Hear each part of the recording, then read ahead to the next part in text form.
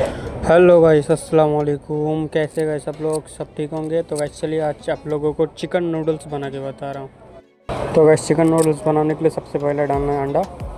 उसके बाद हमें ऐड करना है, थोड़ा अंडा को पका लेते हैं। पकाने के बाद ऐड करते हैं थोड़ा सा कैप्सिकम और ऑनियन कटिंग करके। तो गाइस डाल दिया। उसको थोड़ा पका के थोड़ा डालना है उसमें कैबेज और कैरेट। तो गाइस देख सकते हैं